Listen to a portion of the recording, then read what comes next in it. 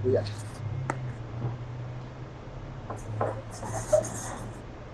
James, Kelvin ou Lucas, quem quer começar? Vou começar então, pode ser? Manda bala. Beleza, então pessoal, prazer, me chamo James, sou aqui do Paraná, estou de férias agora, aproveitando um pouquinho. Eu tô nessa busca, né, pela carreira de game design faz praticamente 2 anos, mas foi mais no final do ano passado, uns 2, 3 meses atrás, que comecei a praticar mais intensamente, digamos assim. Experiência com Unity, Game Maker, agora estou focando em Unreal 5. Meu projeto está em fase de prototipagem, prototipando a IA agora, mas é um projeto ambicioso, digamos assim, é um 2.5D side-scroller mais meticuloso, assim, um game mais detalhado, e eu estou pensando também se eu vou seguir nesse formato ou se eu vou buscar fazer uma coisa com um escopo um pouco menor para já conseguir ter um retorno, conseguir lançar alguma coisa mais cedo, porque se eu seguir nesse projeto vai demorar bastante, né? Então, inclusive uma dúvida, depois a gente pode conversar melhor sobre. Também tenho experiência com pixel art, estou focando agora em modelagem 3D. E é isso. Beleza, obrigado. Lucas ou Kelvin?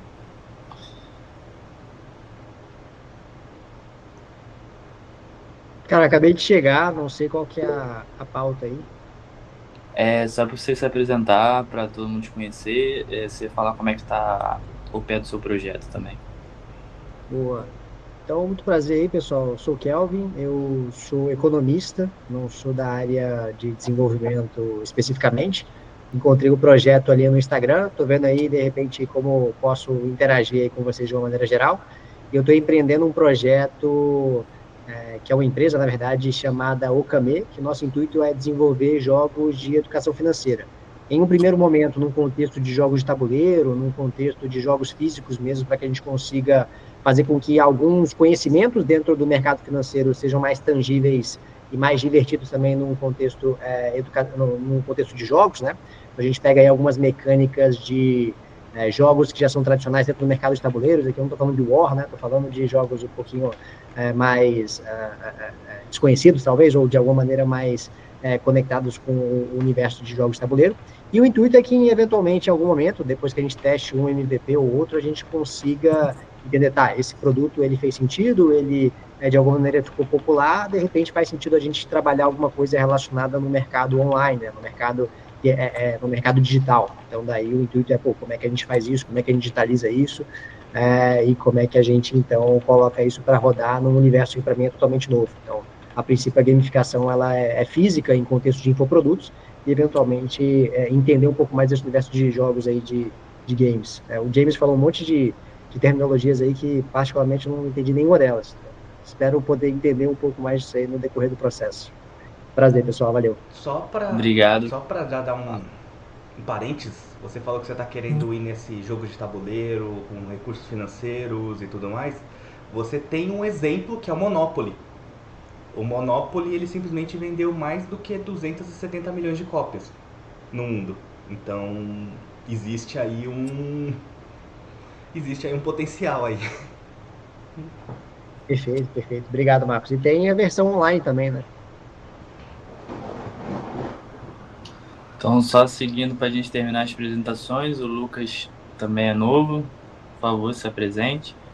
Bom, boa tarde, gente. Quase boa noite já, né? Vocês estão me ouvindo bem? Só pra. Tudo Tudo certo? perfeito. Beleza. Tava correndo aqui pra pegar uma camiseta porque eu estou derretendo por aqui. Perdão, por isso que eu demorei um pouquinho pra ligar. Eu venho meio que de um outro caminho. A gente tá falando bastante de projetos, né? Eu tô mais buscando voltar para o desenvolvimento, voltar para a área de jogos mais diretamente. Eu sou originalmente programador, eu trabalhava com desenvolvimento web, e daí eu fui fazer faculdade de jogos, fiz a faculdade lá na PUC Minas, tem alguns conhecidos, às vezes perdido por aí, vira e mexe eu falo PUC Minas, alguém levanta a mão, que alguém conhece, é de lá. Eu sou de São Paulo, né, São José dos Campos, Taubaté, aqui perto, cidade da Grávida, famosa. Então, assim, eu moro por aqui, mas eu fui para Belo Horizonte fazer a faculdade. Então, eu fiz lá os 3 anos, né, da Faculdade de Jogos Digitais, fiz alguns projetos por lá. Depois voltei para cá, durante a pandemia fiz uma pós-graduação em Game Design e trabalhei num estúdio indie como Technical Game Designer. Então eu era meio que programador, meio que um pouco game designer, eu desenvolvi uns sistemas para ajudar o game designer a mexer dentro da Unity. Então, por exemplo, para facilitar a criação de personagem, criação de habilidade, criação de buffs e coisas do tipo. E daí, infelizmente, esse estúdio, assim como vários outros, fechou por verba, não conseguiram investimento e tal, e daí acabou fechando. E eu tive muita dificuldade de voltar, assim, pro mercado, passar pelo processo de entrevistas e tudo mais, sempre foi bem difícil para mim.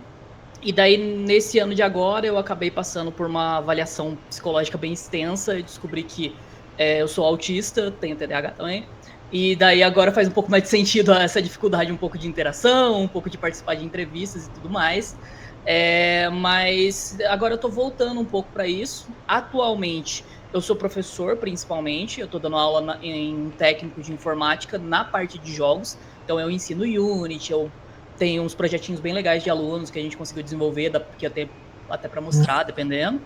E agora eu tô voltando um pouco. Tava falando com o pessoal da Aura Studios, não sei se vocês conhecem o pessoal da Aura Studios.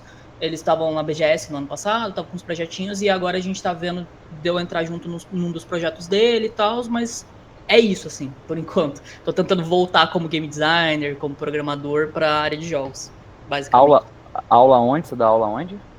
Aqui mesmo em São José dos Campos, numa escola chamada Maximus. Técnico de informática, assim, sabe? Daí agora eu tô tentando ver alguma faculdade aí também para dar uma aulinha, mas por enquanto é mais essa. Eu já dei aula também naqueles cursinhos de desenvolvimento que ensina programação e jogos para criança, sabe? Então já dei aula de Godot, até de Roblox Studio, sabe? Tipo, já dei essas aulas assim, então tem um basicão de várias engines, assim. Boa, cara, a gente tem que... aquela parada que eu falei lá atrás, o Yugi, Marcos e o Luan, são do time aqui da Indie Hero, né? E fala, Malagueta, como é que tu tá, irmão? Bom te E ver aí, aqui, tranquilão? ó. Belezinha? De boa. O que você tá falando antes mesmo, quando o Malagueta entrou? Me perdi. Acho que você ia fazer alguma ponte sobre educação pelo Game Pass. Exatamente. Eu tava falando o seguinte, eu queria que a gente é contratado para dar aula em vários níveis diferentes. Desde criança, colégio público, etc. Eu acho que foi um pouco do que você falou agora, que eu já peguei direto, até mais um ensino técnico, assim, tipo, o Sebrae contrata a gente, uma galera mais que já tem um CNPJ e etc. E a gente tá volta e meia precisando de professor para a escola de programação de jogos para criança em São Paulo, em várias cidadezinhas de São Paulo, várias cidades do Rio, não sei o que, toda hora. Então, se a gente tentar entender se vocês dão esses tipos de aulas, as coisas que vocês fazem, e sempre que a gente tiver uma oportunidade, sempre que contratarem a gente tiver que contratar mentores, professores, palestrantes, etc., a gente primeiro jogar nesse grupo, obviamente avaliar currículo, entender se está apto ali para dar, mas assim, isso é uma coisa que vai acontecer. Aí você falou agora, eu falei, cara, já vou pegar esse gancho. Mas maneiro, legal saber que você dá aula, Lucas, de São Bernardo. Tem que anotar isso em algum lugar, Rodrigo. A gente tem que anotar isso em algum lugar para depois passar pro time lá do Santiago. Para ficar mais fácil para você, pensa em Taubaté, que é a cidade da grávida. São José dos Campos é tipo uma cidade quase que do lado de Taubaté. Tá. Então você pensa, ele é de Taubaté, pode pensar que tá tranquilo, aqui é pertinho. Fechou. Prazer, Lucas. Show de bola. Malagueta quer se apresentar pra galera? Nosso outro membro? Mas não é o primeiro. O Malagueta foi o primeiro membro junto comigo, né? O Malagueta, ele não tá chegando hoje, tá? Não, na Cal é a primeira vez. Deixa eu ver. Sou programador. Conheci a Plus 2018, quando eu ainda estava na faculdade. Participei como gamer. Depois eu fui organizador. 2019, 2020. 21 eu não lembro se eu fui organizador também. Daí, enfim, tô trabalhando na área acho que desde 2019 já. Eu trabalho como programador. Na verdade agora eu tô quase como back-end engineer de jogos. Mas enfim, tô trabalhando na área de jogos já tem quase caminhando para 5 anos já. Show de bola. Então, gente, pra gente terminar aqui a dinâmica de apresentação, vou me apresentar. Acho que todo mundo já falou comigo, mas vocês nunca viram meu rosto. Eu sou aqui o gerente de comunicação da Game Jam Plus, da Indie Hero, e da Plugin Plus, que o Ian falou agora, que é o outro braço da empresa, voltada para esse setor de educação. Então, vocês conversaram comigo e eu vou ser sempre a ponte de vocês com o restante da empresa. Então, se vocês tiverem alguma dúvida, algum pedido, qualquer coisa, vocês podem me chamar no privado ou escrever lá no grupo. Temos aqui o Marcos, que liderou a reunião passada. Se o Marcos quiser se apresentar bem brevemente para quem não estava presente. Tá, eu vou fazer um resumo muito rápido. Marcos Gonçalves, 38 anos agora, quer dizer, daqui a pouco. E eu tô no mercado de jogos há 14 anos. Fui uma das pessoas, a minha relação com o Ian começou lá na primeira edição da Game Jam Plus, que nem era o nome esse, era outro, mas deixa quieto. Epic Game Jam Isso, 2017. Exatamente, mas eu estava envolvido muito tempo antes disso no mercado de jogos. Eu fui diretor regional da IGDA de São Paulo, que é uma organização de desenvolvedores de jogos. Eu cheguei a trabalhar em alguns estúdios grandes, como a Wildlife, que é o maior estúdio brasileiro, trabalhei lá em 2015. Não é o maior estúdio porque nós temos a Epic agora, mas tá ali nos grandes, vamos dizer assim. Pô, a Epic Opa, calma aí, rapidinho. Esse aqui é melhor. A Epic comprou a Aquiles, calma. Então. A Epic não tá no Brasil, não é brasileira. Você trabalhou bem, na maior, tudo bem. trabalhou na Wildlife, que é a maior. Pô. E aí eu trabalhei na Wildlife, e o meu último trabalho, eu estava trabalhando na Funcom até agosto do ano passado, que é o estúdio que está desenvolvendo o novo jogo do Duna, o MMO do Duna e tudo mais. Então é o estúdio que eu estava trabalhando, trabalhei nesse estúdio por 4 anos, e aí todo esse movimento que teve no mercado de jogos de sangria, né, que vocês devem, talvez alguns estejam sabendo, outros talvez não, mas o mercado de jogos tá passando por muitos cortes, e eu fui um dos que acabou sendo cortado nesse meio.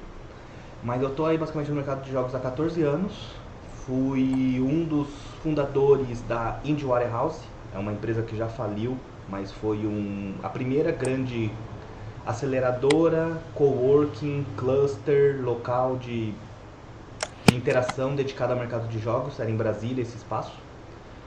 Então a gente ajudou já muitas pessoas com editais, com preparar as coisas. Então foi mais ou menos isso um pouco da minha trajetória. E recentemente, quando eu voltei pro Brasil, eu voltei a ajudar o pessoal da Game Jam Plus agora de mais formas. Então por isso que eu estou aqui também para poder compartilhar um pouco e ajudá-los. Beleza? Então, para finalizar, a estrela da noite, nosso chefe, fundador, Ian. Eu vou ficar mais de ouvinte agora, deixar o Ian tocar isso, apresentar e tocar a apresentação. E depois vocês fazem as perguntas e o pessoal, o Ian, o Marcos e a galera vai tirando dúvida de vocês. Beleza? Então, Ian. Pessoal. Calma aí. Desbloqueou errado de novo. Esse é o certo. Pronto. Vou botar o celular, acho que vou botar o celular, que senão eu não vejo a cara de vocês. Sim. Então, pessoal, prazer. Meu nome é Ian, 38 anos aí, que nem o Marcos.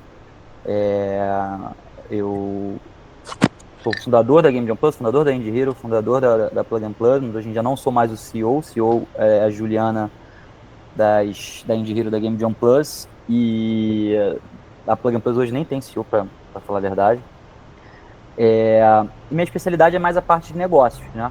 Eu nunca programei um jogo, eu já participei de alguns lançamentos de alguns jogos, tipo o jogo da Turma da Mônica com a Acon Studios uns 2 anos atrás, um jogo agora, acabou de lançar agora o mais recente, que foi o do SBT, de um personagem do... Bexigão é o nome do personagem, não sei se vocês conhecem, não conhecia antes, com a Yellow Panda, que é um estúdio de balneário. Mas então o meu know-how sempre foi todo voltado para essa parte de negócios, de vender, de marketing. Então é esse campo muito que eu atuo hoje em dia.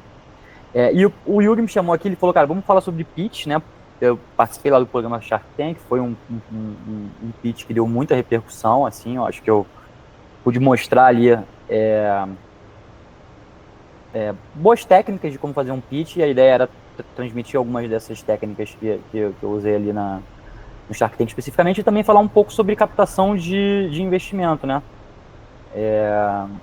E algumas dicas, algumas formas que a gente já fez aqui para se financiar. Então, o tema é esse. Mas antes, pessoal, a gente está meio que começando esse programa de membros agora, uma coisa super recente. E antes de eu começar a falar, eu queria entender, vocês estão aqui mais... Era sobre isso? É para ver uma palestra, para eu dar aqui tipo, quase uma aula, assim? Vocês estão nessa pilha? Ou uma pegada mais de conversa, assim? Eu queria também entender um pouquinho, assim, qual a expectativa de vocês em relação ao grupo, né? Porque quando eu for falar, eu entendo assim, não, posso entrar mais em detalhes, posso ser um pouco mais, ficar falando mais, ou faço uma coisa um pouquinho mais superficial, mais de trocação de ideia. Eu sei que vocês já fizeram uma semana, mês passado, né? Essa aqui já é a segunda edição, é o segundo encontro, eu vou começar a vir todo mês também a partir de agora. Mas eu queria entender um pouquinho de vocês, as expectativas, se puder. Eduardo já fuzilou ali. Boa. Network, boa. Troca de ideias e desafios. Parceria de negócios. Isso, foi a última coisa? O Eduardo, parceria de negócios. O Eduardo foi um que saiu mudado do último encontro. Foi engraçado. Cara, vamos lá, eu queria falar sobre essas coisas, né? Para começar, a gente está criando esse nosso network aqui. Eu vou, inclusive, já até anotei aqui, uma hora que eu mexi no meu celular, eu estava anotando para conversar com a Juliana, que é a nossa CEO, que eu vou pedir para mais pessoas do time virem aqui para essa reunião também. Eu acho que aqui já vai rolar um network legal. Mas eu queria dizer o seguinte, cara, eu tô muito aberto ao que vocês precisarem. Então, por exemplo, o Kelvin falou que tá querendo fazer jogo de educação financeira. Uma das tubarões que investiu na gente, e que dos 5 ali, que ficou, só 2 ficaram com a gente, se alguém tiver essa curiosidade, só a Camila Farani e a Carol Pfeiffer ainda estão com a gente, o João Apolinário, o Caíto Maia e o Semenzato, super gente fina, tem uma boa relação, mas não continuaram no negócio. A Carol Pfeiffer investe muito em educação financeira, né? Ela é muito ligada em educação financeira. Então, assim, esse é um exemplo das coisas. E, cara, eu tô muito grato por vocês estarem aqui. Assim, eu quero muito que esse grupo dê certo. Eu acho que a gente sempre teve uma comunidade gigantesca na Game Jam Plus no mundo, só que meio que se perde, sabe? A gente faz o evento e depois não tem troca, não tem nada mais. Então, eu acho que esse espaço vai ser um espaço que vai favorecer bastante esse network. Troca de ideias e desafios. A gente está criando uma série de dinâmicas para isso. Tá? Então vai ter uma coisa meio gamificada, vai ter pontuação, vai ganhar prêmio, então a gente vai estimular bastante coisas nesse sentido. Parcerias, negócios e sociedade. Pois é, beleza. Eu vou, antes do Thiago escrever a segunda mensagem, acho que o Lucas levantou a mão, então eu vou aqui na ordem aqui, ler a primeira mensagem, vou pular pro Lucas. Lucas, a palavra é tua, meu amigo.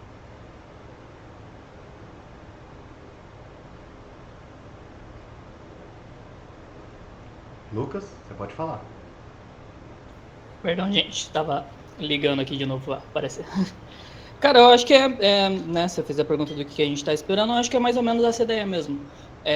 Principalmente networking e conseguir absorver bastante conhecimento dessas pessoas bem grandes na indústria, assim, no geral, sabe? Então eu tava esperando algo nesse caminho de uma palestra, com uma conversa, um misto, assim, que a gente pudesse trazer um pouco da nossa vivência, entender. A pitch para mim é um dos pontos principais, porque eu acho que se você não tem um bom pitch para conseguir um investimento, meio que quase que não faz muito sentido você tá tentando entrar na área de alguma forma, sabe? Porque se você não vai conseguir ter um investimento para manter seu projeto, ele fica inviável, então não importa quão bom ele seja, acaba tendo que ter pelo menos uma pessoa muito boa ali junto com vocês. E também tenho mais vontade de participar de Game Jams, então eu acho que estando num grupo aqui da Game Jam Plus, talvez eu consiga achar mais gente que queira participar e que queira estar aí desenvolvendo projetinhos e basicamente treinando, sabe? Treinando o design, treinando sua programação e estando sempre no melhor das suas habilidades, assim, deixar suas habilidades cada vez melhores. É isso. Cara, um comentário sobre as Game Jams. Porque as outras coisas que você falou eu já comentei antes, também não vou ficar aqui repetindo. Mas ano passado, a gente distribuiu na Game Jam da Cubio, da Crazy Games e da Surprise, que foi a do Epic, né? A gente deu, olha, 60 mil reais na Cubio. Acho que foi só Brasil, se eu não me engano, 60 mil reais. 10 mil reais na primeira da Surprise, que foi com Fortnite, foi 10 mil reais a primeira. Na segunda, acho que 5 mil dólares, se eu não me engano. E mais a da Crazy Web Games, que deu tipo 10 mil dólares de premiação, se eu não me engano. E mais uma possibilidade de um publishing deal de até 50 mil dólares. Esse eu ainda não sei se alguém recebeu. O até 50 mil, eu não tenho. Acabou de acontecer, ainda tá na parte de incubação ainda. Mas assim, porra, o que eu falei agora? Mais de 100 mil reais brincando em premiação que foram distribuídos ano passado. Então acho que aqui vocês também vão encontrar isso. James. Cara, só até complementando o que eu estava falando antes, uma das coisas que eu busco também é essa parte de networking, mas também informação de mercado, porque eu estava trabalhando como marqueteiro, especificamente gestão de tráfego, e eu até saí até me desliguei da empresa quinta-feira passada, e não faz uma semana, tô pegando uns freelas assim, até mais tempo para focar nessa parte de game design, só que uma coisa que eu tô um pouco por fora, assim, é justamente essas tendências de mercado, para onde está indo o mercado agora. Tu comentou, acho que foi o Marcos que comentou antes também, que teve alguns cortes, né, que está acontecendo bastante, então esse tipo de coisa tudo muito novo para mim. O que eu estava fazendo era realmente um formato de solo game dev, assim. Eu participei de algumas jams, a gente entreguei alguns jogos com os amigos, assim, mas eu foquei especificamente na parte de produção, programação, arte, GDD, toda essa parte mais operacional, digamos assim. Agora, na parte de mercado, totalmente por fora. Então, é uma coisa assim que eu sinto que eu preciso também entender melhor, até porque a ideia, como eu falei, é começar a monetizar meu trabalho de alguma forma o mais cedo possível. Eu estou fazendo essa transição, né, de trabalhar com marketing para conseguir ganhar dinheiro como game designer ou algum outro cargo específico voltado para o desenvolvimento de jogos, né, nesse sentido, assim. Só que, assim, sendo bem sincero, eu não sou um especialista em nada, sabe? Como solo game dev, eu faço um pouco de tudo ali para tentar montar o jogo que eu quero entregar, mas eu não tenho tanto portfólio, assim, tem toda essa questão, assim, né? Até para, por exemplo, pensar num publisher, uma coisa assim, eu não tenho nenhum protótipo pronto, né? Então, uma das coisas que eu quero entender é como é que eu consigo ganhar dinheiro nesse mercado, o mais cedo possível, né?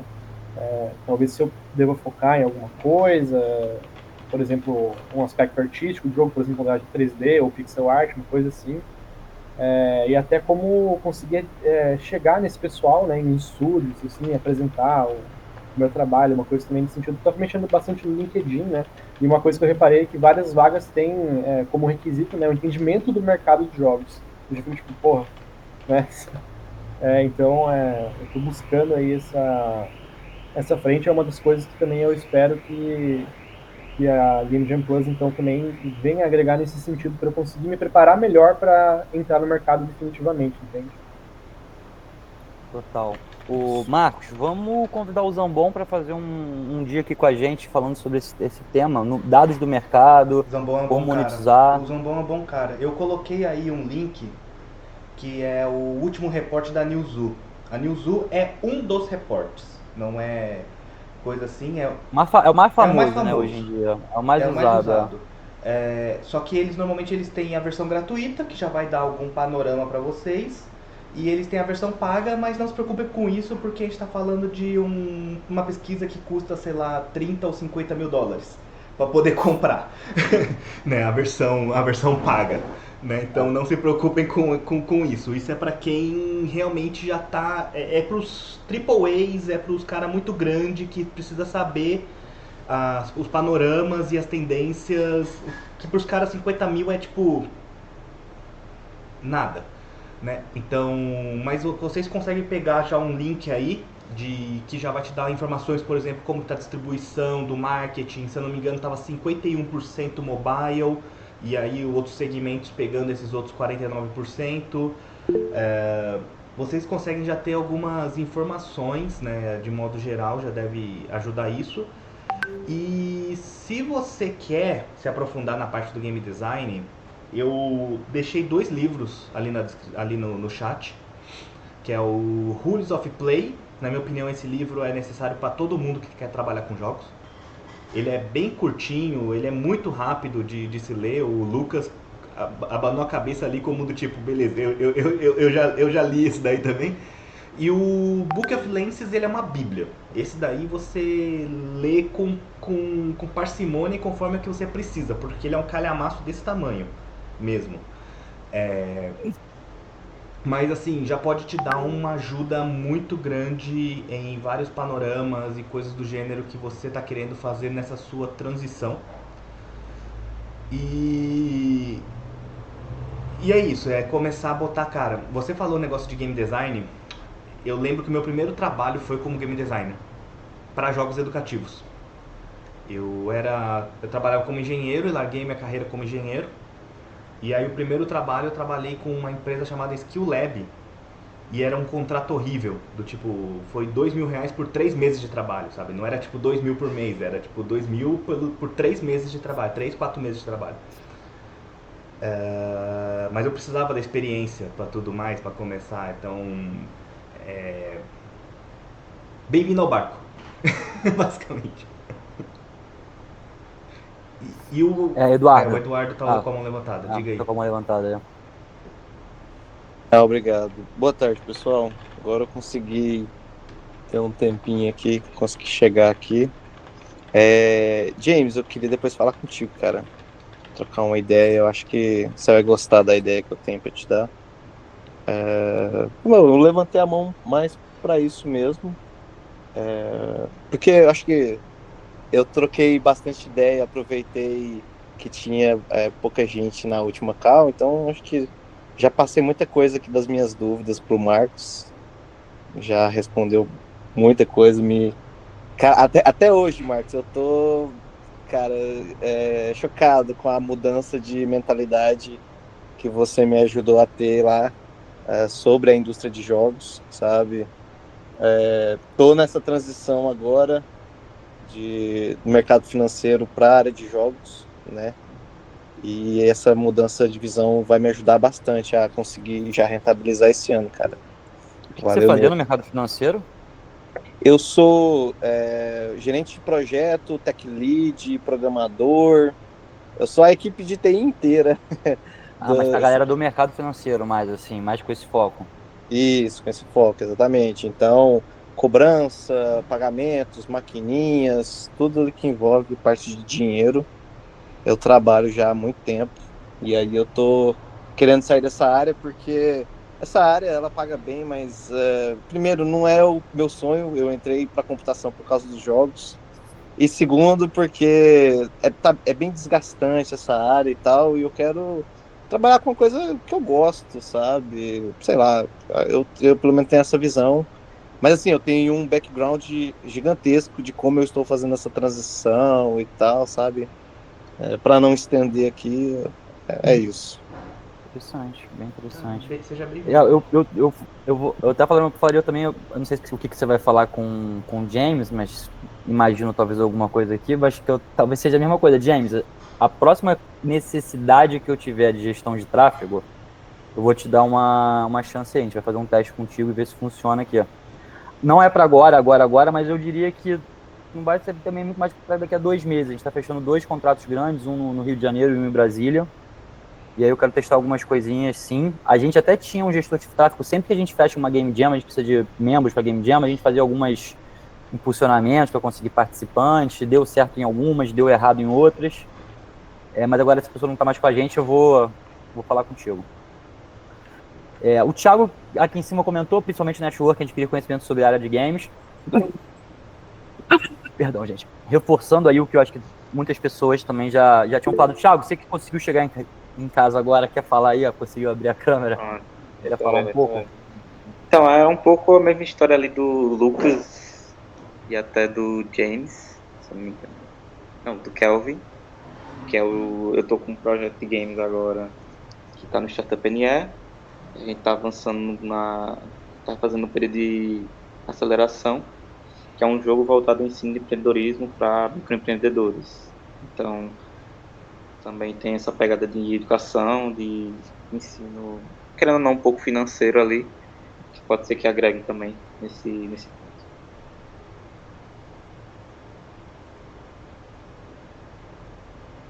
Isso é bem interessante, cara. Isso aí também eu posso, quando você tiver mais um pitch, isso aí, e vocês aí depois podem me abordar no individual, aí eu acho que para esses primeiros membros, como eu falei lá atrás, eu estou muito, muito grato por estar formando esse grupo. Eu vou dar uma moral extra para essa galera que está começando aqui primeiro. Mas eu já vejo duas coisas. Acho que a própria Camila Farani e a própria Carol Pfeiffer, eventualmente, não é fácil. A 98% das coisas que eu mostro para elas ignoram. Então, assim, não quero vender sonhos aqui também não, deixando também bem claro. Mas essa porta está aberta, se a gente fizer direitinho com um bom produto e papapá, essa possibilidade é real. E o Sebrae também, cara. Se você quer uma parada maneira, a gente fez uma Game Jam pro Sebrae, ano retrasado, pro Sebrae e pro INPI, sobre propriedade intelectual, porque o Sebrae queria, e o INPI queria uma ferramenta para ensinar os microempreendedores a como fazer,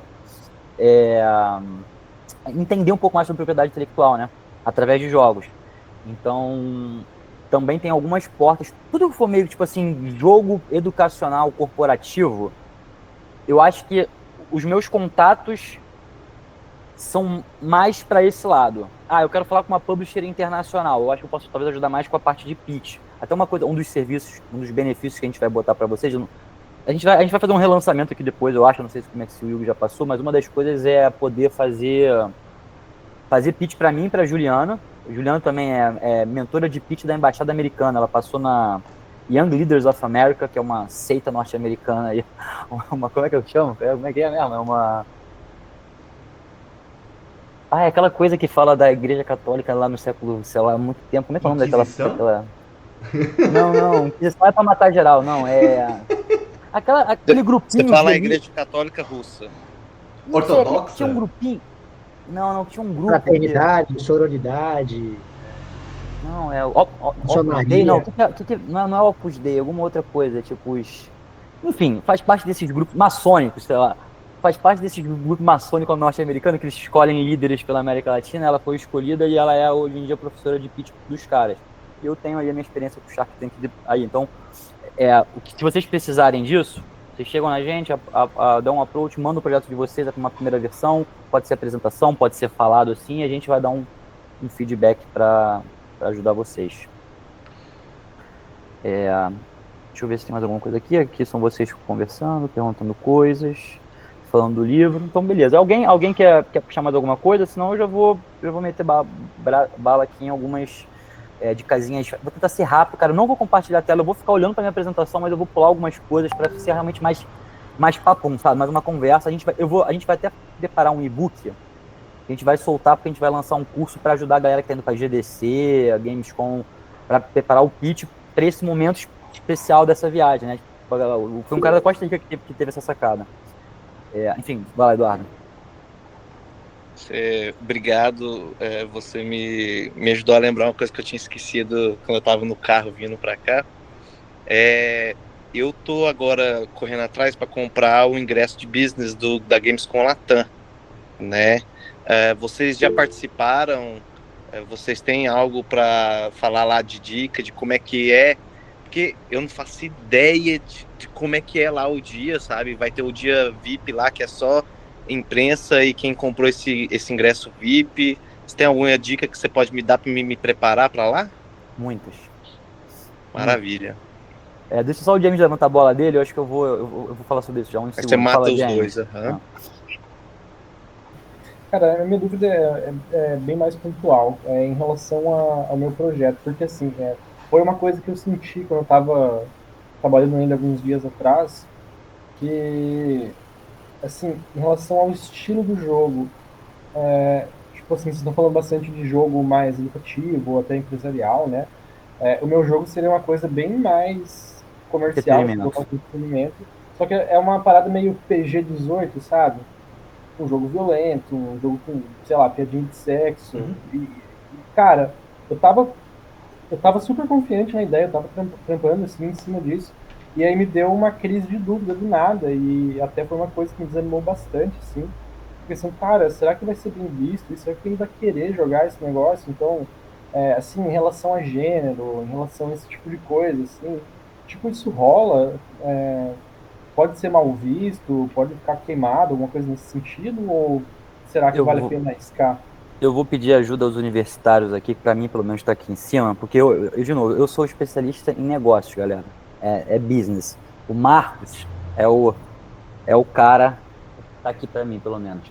É o cara da indústria, já trabalhou com empresa internacional, mas é ele que entende dessas coisas mais específicas. Então, Marcos, por favor, acho que você vai Tá. responder melhor que eu essa do James. E depois, Eduardo, eu vou fazer mais pra frente, quando tiver uma Gamescom, a gente faz uma reunião só para tirar dúvidas e macetes da Gamescom. Quando eu for falar do pitch, já vai ter algumas coisas que vão beber muito dessa questão de como chegar num evento como esse.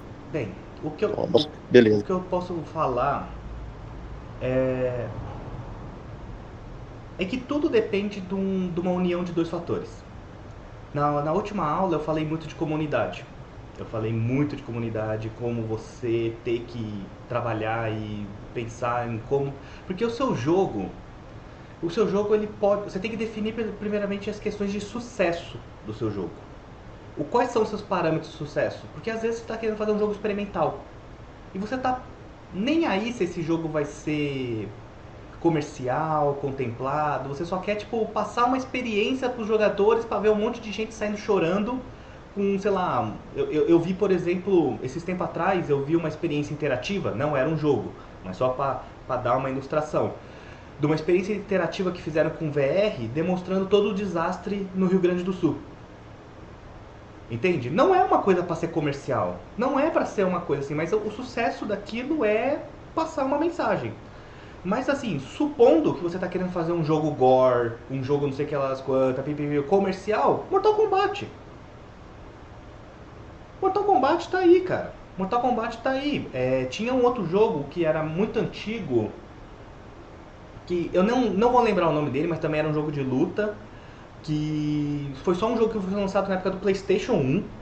Só os velhos que nem eu vão lembrar talvez desse jogo. Que era um jogo que acontecia, um jogo de luta dentro de um manicômio.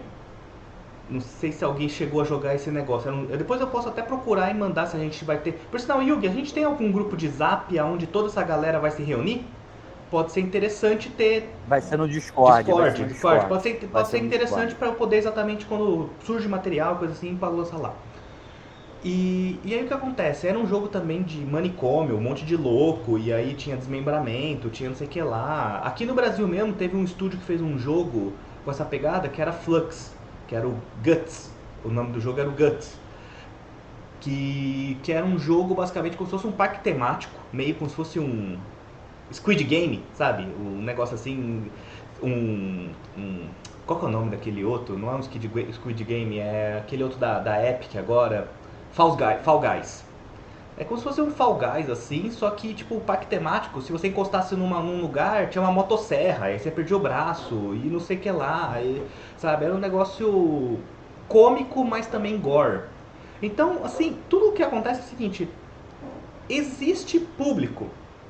A questão é você tem que descobrir quem é esse público e o que esse público está esperando e como você, ao mesmo tempo, consegue passar a sua identidade, o que é a mensagem que você quer fazer para tornar aquilo. E aí você vai definir os parâmetros de sucesso. Porque, por exemplo, você pode falar, eu quero fazer esse jogo, mas esse jogo deve vender 10 mil cópias. Não deve ser um jogo que deve vender horrores. E aí você já prepara o seu budget, prepara o seu tempo, prepara as suas coisas para você potencialmente vender 10 mil cópias. Entende? Então, porque tudo começa de você entender para quem você vai estar atingindo, para quem você vai querer oferecer esse jogo. E você fazer esse exercício mental de ir procurar eles e tudo mais. Eu estava hoje mesmo fazendo uns testes aqui com o IA, porque eu tive uma conversa com o pessoal de design e tudo mais, assim, sobre personas, esses tempos atrás.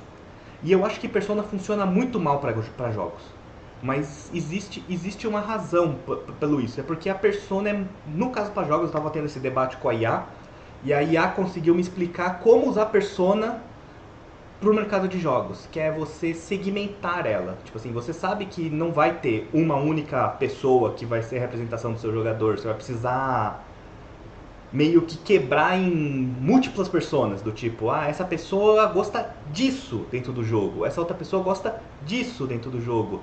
E isso começou a casar. Eu vou deixar aqui com vocês um negócio que é o Bartle Test. Depois vocês deem uma olhada nesse negócio. O Bartle, ele tem um teste para os jogadores que ele divide os jogadores em 4 aspectos, que é os Killers ou Destroyers, o nome, os Achievers, os Socializers e os Explorers. Então o que acontece? O seu jogo obrigatoriamente vai ter elementos desses 4. Os Killers, eles são os caras que gostam de competir. Eles são os caras que gostam de PVP. Eles são os caras que gostam de ser o bom. Eles gostam de ter elementos onde ele pode provar sua superioridade e coisas do gênero. Os Achievers, eles são os caras que gostam do tipo, sei lá, de ter qual que é o nome daquele negócio que tem no PlayStation, que é platinar? Eles são os caras que gostam de platinar, eles são os caras que gostam de ter as cartinhas, que gostam de ter coleção completa.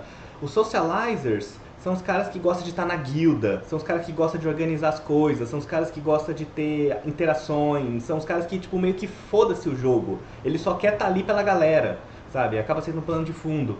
E os Explorers são os caras que gostam de... quer saber a lore, quer saber o porquê, quer saber o que vai acontecer, quer saber as coisas. Então, existe elemento para todo mundo, sabe? E aí você tem que tentar perceber o que exatamente seu público gosta mais ou gosta menos e começar a procurar por essa galera, entende? Então, a minha resposta em resumo é: existe público, você tem que achá-lo, sabe? É basicamente isso. Eu só complementaria, o Marcos falando, me vieram algumas ideias aqui. 2 coisas, caramba. 2 dicas, né? A primeira dica é uma que o Luan, tá aqui, me convenceu de botar uma merreca, pouco dinheiro num jogo que ele vai lançar. Ele me trouxe muita matemática do jogo. Ele me trouxe que a mediana, normalmente as pessoas usam média. Eu nunca tinha ouvido alguém usar mediana. A mediana dos jogos desse nicho que ele está fazendo vem de $9 mil, $11 mil, se eu não me engano.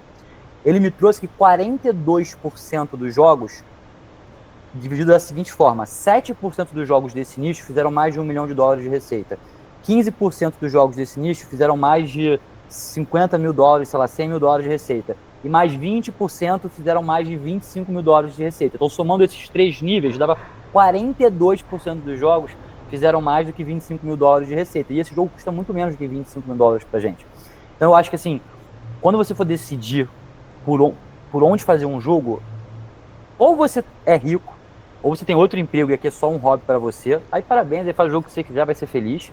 Ou você quer viver, você quer pagar os seus boletos com os jogos. Se esse é o teu objetivo, para mim, a decisão de que jogo fazer nesse estágio inicial é estatística. Arranjar uma pesquisa, entender onde é que está a oportunidade e fazer nessa oportunidade. E a segunda dica de ouro, e que é muito fácil do empreendedor imaturo se perder, que é: faz coisa curta. Não inventa moda. Não é para tu fazer um jogo de 2 anos e não sei o que. Não delira, tá ligado? É um joguinho curto. Aí você vai fazendo cada vez mais jogo. Aí, por exemplo, vai fazer 6 jogos em um ano, em 18 meses. Quando você for chegar na publisher e já ter um portfólio, já ter uma experiência, já ter um time que está 2 anos trabalhando junto e possivelmente você já tem algum argumento, fora a parte financeira, você já tem um portfólio. Então, fazer jogo rápido é a dica, assim, primordial. Não se apaixona pelo seu jogo. Fala, Mala. Calma aí, antes do Mala, só pra completar muito rápido, desculpa, Mala, eu já te complementando isso que o Ian tá falando, 2 coisas. Não façam Final Fantasy. Tipo, não façam Final Fantasy ou um GTA, que as pessoas adoram. Vou fazer o GTA brasileiro. E o segundo, não faça o jogo da sua vida ser o seu primeiro jogo. Não pegue o primeiro jogo que você está fazendo e seja o seu jogo da sua vida. Porque eu já vi muitas pessoas que falam assim, não, esse é o jogo que eu realmente quero fazer e não sei o que elas contam, é a história da minha vida. E o cara gastou 7 anos e foi um fracasso porque quando ele foi lançar já estava datado, ele não conseguiu pegar a experiência, sabe? Tipo assim, então se é um jogo da sua vida, trate com muito carinho. E trate ele no momento que você sente que você está pronto para poder fazer. É basicamente isso. Pode ir, Mala, desculpa.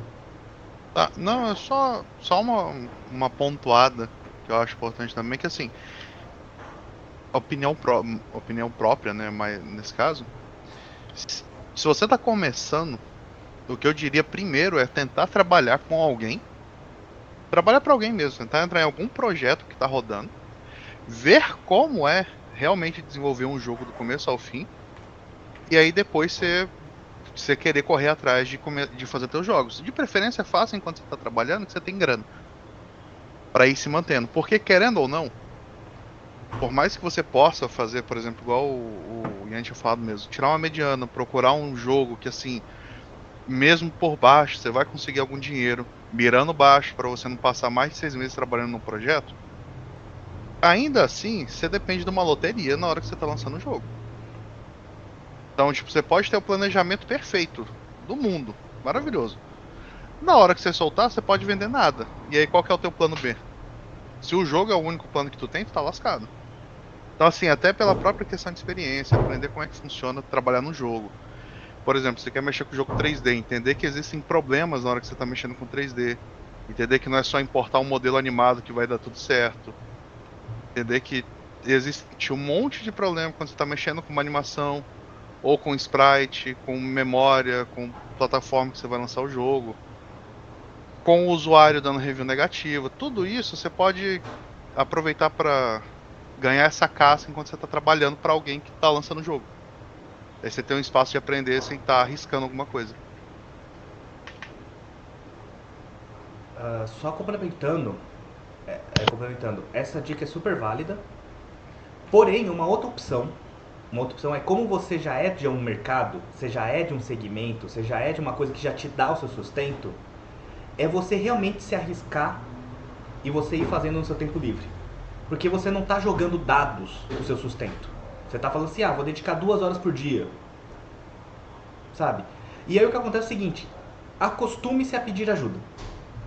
Tipo, essa questão de você aprender com os outros, ela não acontece somente você estando numa empresa. Você pode quebrar a cabeça e começar a descobrir as coisas que você vai estar tendo dificuldade, fazendo não sei das quantas, e aí você vai e começa a pedir ajuda para uma comunidade, como por exemplo essa. Do tipo, olha, eu tô com muita dúvida nesse negócio, alguém já passou por um problema relacionado com isso? Assim, porque eu gosto muito de dar um exemplo. É um cara muito ostracizado, é um cara que não é muito bem visto na comunidade, mas é meu amigo e eu gosto pra caralho da forma que ele fez, que é o Walter Machado. O Walter Machado, ele é a definição do que vocês estão passando. Por quê? Ele é um cara que há mais de 10 anos atrás começou a fazer jogos, mas ele era dentista. Ele era dentista com a própria clínica. Ele não era dentista trabalhando para outros, ele era dentista com a clínica dele, atendendo. E como o dentista muitas vezes tem aqueles períodos que não tem cliente nenhum, ele começou a fazer jogo. Ele começou a ver naquela época que o Steam, assim, começou a ter uns negócios lá de Greenlight, sabe? Não sei se vocês lembram disso. Ele começou assim, vou me arriscar nisso daí. E começou a fazer uns joguinhos. E aí ele lançou o Ubermosh 2, o Ubermosh 3, o Ubermosh 4. E aí aquilo começou a dar dinheiro e falou, quer saber uma coisa? Tchau ser dentista, não quero mais ser dentista. Isso daqui tá me dando mais satisfação e dinheiro.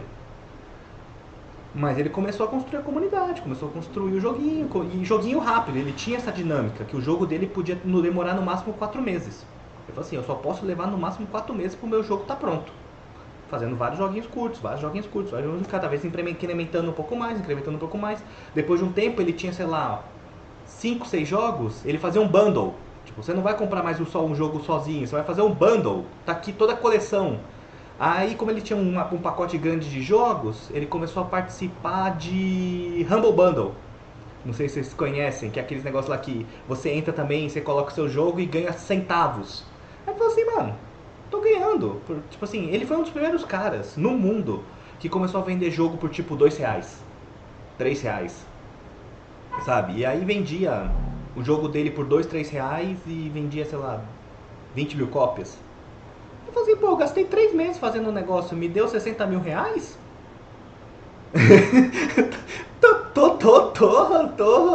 tô bonito, sabe? Tipo, e aí ele começou a fazer isso. Então, assim, existem caminhos. Se você consegue trabalhar para outra pessoa, como é o caminho normal de todas as pessoas, eu fiz esse caminho. De trabalhar para outro, aprender. Eu larguei toda a minha carreira de engenheiro. Me fudi pra caramba. Por muito tempo. Porque imagina você tá ganhando 7 mil reais CLT lá nos anos 2000 e qualquer coisa, que era grana pra caralho. E aí na sequência você tá ganhando 2 mil reais por um projeto de 3 meses. Sabe? É uma disparidade de realidades muito grandes. Mas eu precisava fazer isso para poder me desvincular. Existem pessoas que conseguem. Tipo, hoje em dia tá muito mais fácil também. Lembre-se em consideração isso. Na minha época, eu não tinha acesso a engines. Porque, tipo, isso era só quem trabalhava realmente que tinha acesso a engines. Depois foi surgir a Unity, depois foi surgir não sei aquelas quantas. Então, tipo assim, eu queria trabalhar porque eu queria trabalhar com aquilo. Então são caminhos, existem possibilidades. A questão é, não jogue dados com o seu sustento. Isso é uma frase do André Assay, que é um cara muito foda do mercado de jogos aqui de São Paulo.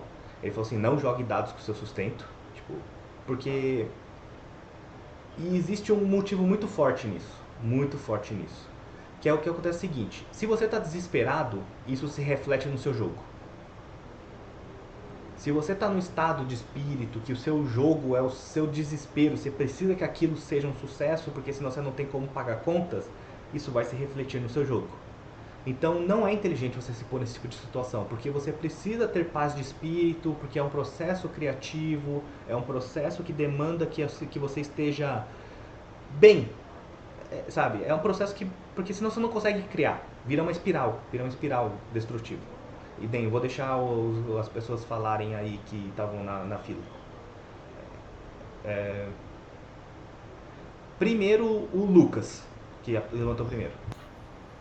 Só pra não passar na frente de ninguém, não sabia. Eu ia só complementar mais ou menos o que vocês estavam falando, né? Eu ia comentar de uma experiência pessoal que eu comentei que eu estava trabalhando num estúdio, né? Num estúdio indie, de algumas... Acho que tinham 6 pessoas trabalhando no estúdio.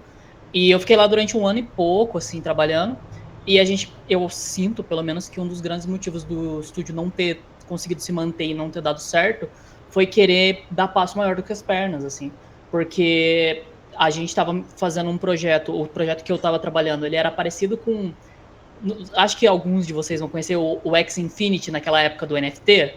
Só que ele era a ideia de pegar o X Infinity e tirar o NFT dele, transformar ele um pouco mais em gacha e mudar ele para meio que um auto-battler. Então ele estava se inspirando muito no X Infinity, mas mudando algumas coisas. Então não era um projeto tão absurdo de grande assim. Daria para fazer um MVP dele rápido, com algumas coisinhas do auto-battler, mas por conta da gente não estar trabalhando em full time e também por conta de ficar repensando o projeto, querer aumentar esse escopo absurdo, ele virou um negócio gigante e ao mesmo tempo essa equipe pequena, mas para um projeto desse até que grande, foi dividido em 2 para trabalhar em 2 projetos ao mesmo tempo, sendo que a empresa estava começando agora, não tinha lançado nenhum projeto ainda. Então, assim, eram pessoas muito talentosas, muito inteligentes, mas a gente pecou nessa parte de negócios. Porque aconteceu que chegou um momento que nenhum dos 2 projetos estava bom o suficiente para ser lançado e acabou a verba. Simplesmente acabou a verba. E daí não tinha o que fazer. Teve que cortar um dos 2 projetos, sabe? Eu nem sei muito como tá o segundo projeto hoje, sabe? Não sei nem se ele chegou a ser lançado. Mas por conta disso, talvez se tivesse focado num projeto menor, lançado talvez vamos lançar uma primeira versão, depois a gente vai lançando atualizações. Como ele era um gacha, é fácil você ir lançando personagem novo sempre, focar numa arte, então acaba caindo nisso. E a outra coisa que outras 2 coisas só para comentar, para não me estender mais, a primeira é que você falou, né, que não faça o projeto da sua vida ser o seu primeiro jogo, né? E é uma coisa que eu falo muito para os meus alunos, que eles estão, assim, eles têm mais ou menos 16 anos, estão começando a aprender programação agora e estão mexendo na Unity pela primeira vez. E, cara, o projeto deles não vai sair algo muito absurdo. Eles vão se matar pra fazer o projeto e vai sair um Mario se sair, sabe? Se sair um Mario divertido, tá ótimo como primeiro projeto. Só que eles ficam frustrados. E daí eu sempre lembro de uma frase que me fugiu qual é o livro de onde eu li, mas é um livro de game design, que fala que os seus primeiros 10 jogos vão ser horríveis. Então tira eles da frente o mais rápido possível. Faz os seus 10 primeiros e tira da frente, agora você vai ter jogo bom pra fazer, entendeu? Pra fazer esses projetos rápidos, pra correr com isso. E agora falando uma última coisa do Malagueta, acho que muitas pessoas aqui estão com o seu próprio projeto e eu tô do outro lado. Eu concordo bastante com o que o Malagueta tá falando, de tipo, eu quero, na verdade, trabalhar para outras pessoas. É claro que eu tenho minhas ideias, é claro que eu tenho esses projetos, mas eu preciso conseguir me sustentar bem dentro da indústria, pelo menos é a visão que eu tenho, para mexer mais com talvez um projeto próprio, talvez para pagar um... Eu não sou um cara de arte, eu consigo fazer a programação, consigo fazer o game design, mas a arte e o som não. Então eu tenho que pagar um artista e tudo mais. Então é o tipo de coisa que... Ou achar uma parceria, claro, né? Então, para mim faz muito mais sentido como que eu entro na indústria de novo, como que eu tô num estúdio, como que eu tô aqui, porque eu concordo com o Marcos, assim, eu tava como programador, não lembro quem comentou que tá trabalhando na parte financeira, eu trabalhava com um cartório de protesto, que é tipo coisa que quando você não paga alguma coisa, seu nome é protestado, sabe? Você vai pro Serasa. E trabalhava com banco, tinha que ficar gerando boleto, fazer toda a parte, conversar com os caras, daí o robô não rodava, tinha que falar com o cara do banco, desesperar. E, cara, não é isso. Não quero isso, entendeu? Tipo, eu prefiro mergulhar de cabeça. Então, a minha forma de mergulhar de cabeça, uma forma de mergulhar de cabeça foi dar aula em jogos. Agora eu tô dando aula de Unity e um pouco de programação. Ainda tô dentro da área e tentando entrar como, né, um programador, um game designer em qualquer indústria aí, sabe? Qualquer empresa. E não tô tão focado em fazer o meu projeto agora e tentar vender o meu projeto necessariamente, sabe? Me estendi, perdão. Show. Bom, galera, eu sou o Luan aqui, que o Ian mencionou anteriormente em relação aos números. Eu gosto e concordo muito com a opinião do Malagueta em relação aos riscos, né? Eu acho que por mais que a gente faça muita conta, o fator sorte não é só sorte, é sazonalidade também, então a gente nunca consegue prever o que vai acontecer no mercado geral, sacou? Tipo, a economia pode mudar completamente. Por exemplo, agora a gente tá vivendo um momento onde eu considero muito bom pro brasileiro lançar um jogo. Porque o dólar tá altíssimo, a inflação vai demorar para equilibrar e talvez daqui 2 anos o governo mude e aí, tipo, acabe mudando um pouco da economia também. Mas, tipo, o dólar tá muito alto, então, tipo, a gente demora para receber um pouco quando a gente vende um jogo, tá ligado? E nos Estados Unidos demora uns 2, 3 meses pra gente conseguir sacar e tal. Então, tipo assim, a gente acaba tendo uma conversão favorável. Isso é uma coisa que influencia, sacou? Então, se eu vendesse um sétimo a menos, seria a mesma coisa. Mas, assim, caso você tenha reserva, muita grana, ou você seja jovem, que é o meu caso, eu sou novo, né? Eu tenho outra empresa, hoje eu tô, tipo, né, já sei lá quantas empresas eu fiz, mas essa é a minha segunda empresa que eu tô fazendo que tá dando certo.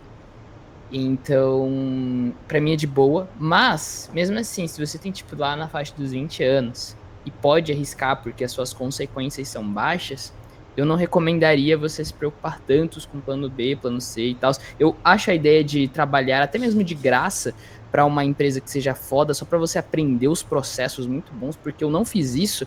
E, putz, grila, como é foda ter que, tipo, descobrir na marra alguns processos que eu jamais saberia, entendeu? E foi muito ali no improviso.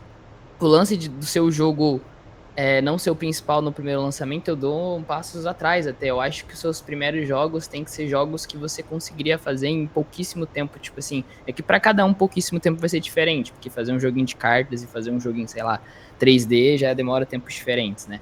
Mas aí no nicho que você quer, cara, o mínimo de tempo possível, sacas? Tem jogos que eu olho no meu nicho que eu sei que o meu time faria em um mês. E esse jogo vendeu $800 mil em um mês, tá ligado? E aí eu fico, tipo, pensando, putz, por que eu não fiz uma parada simples assim? E eu tô tentando fazer uma parada mais elaborada. Então, eu já tô, tipo...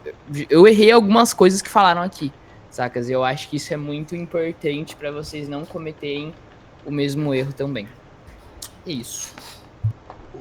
Cara, eu vou fazer o seguinte, então. Eu vou aproveitar e o meu exemplo... Eu queria... o tema pitch, já são 7 horas, e a gente vai começar agora. Então, o tema pitch, eu vou fazer diferente. O senhor Luan, compartilha o teu pitch, que eu gostei muito do teu pitch. Acho que tá simples, objetivo. Compartilha pra gente. Vai me matar, mano. Já tô na hora da reunião de sprint. Tu tem que ir lá? Não, vai lá. Eu faço aqui do meu. Eu tô com ele aqui. Show. Ou melhor, galera, se quiserem também... Manda por zap. Show. Mas qualquer coisa também, daqui 2 semanas a gente tem outra. Eu posso também mostrar até os sites onde a gente puxou os dados desse pitch específico. Vou baixar aqui e te mandar. Mostra já, não deixa pra 2 semanas, não. Que isso, galera. Tem que deixar um gatilho de curiosidade aqui, né, mano? Eu vou até sair também, que eu vou ter outra reunião agora de 7 horas. Já que começou, tá atrasado. A única coisa que eu só queria acrescentar ao que o Luan falou, ele falou coisas importantes. Mas tomem cuidado com esse pensamento do tipo, putz, os caras fizeram isso, por que eu não fiz isso? Isso é o pensamento do ovo de Colombo. Que é aquela coisa, depois que alguém fez, fica fácil. Sabe? Tipo assim, é o pensamento de ovo de Colombo. Não, assim, tomem cuidado com isso, do tipo... Porque às vezes não é pra você. Não, peraí, só uma dúvida que eu fiquei muito cafifado. O que significa ovo de Colombo, mano? Ovo de Colombo é uma história de como você pegar um ovo e deixar ele em pé. Tipo, tem uma historinha no coisa assim que é tipo, basicamente, você pega o ovo cai. Você pega o ovo cai. Pega o ovo cai. E aí eu não lembro direito a história, mas o Colombo, ele conseguiu fazer o ovo ficar em pé.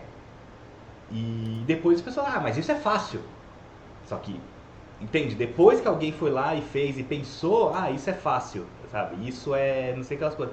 Porque você vê um produto pronto, e você fala, meu time conseguiria fazer isso em 2 meses. Mas aquilo é o produto pronto.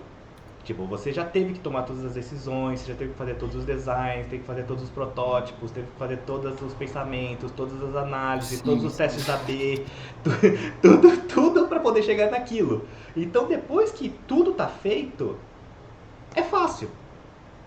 Então, é só para tomarem cuidado nesse paradigma de porque fazer o simples é difícil, tá, gente? Tipo assim, as pessoas acham que fazer o simples é fácil. Fazer um bom plataforma, um bom Super Mario, um bom Donkey Kong, um bom Celeste, um bom Super Meat Boy, um bom Mega Man, fazer o simples dá um trabalho do cacete. Dá um trabalho do cacete. Fazer um simples que se destaque é muito mais difícil. Muito mais difícil. Fazer. Porque, putz, então é só essa questão de tomar cuidado com o ovo de Colombo, tá? De ter esse negócio do tipo, isso é muito fácil, e coisa assim. Porque seu time pode fazer, mas lembrar que do outro lado você tá olhando... O que eu quero reforçar aqui é que quando você olha um projeto pronto, você tá olhando o picadeiro. E quando você tá desenvolvendo, você tá no backstage. São coisas diferentes. São coisas muito diferentes. É só pra ter essa noção. E vamos pros pitches. Ian, mete bala. Ou o Thiago tem uma coisa pra falar, que ele levantou a mão.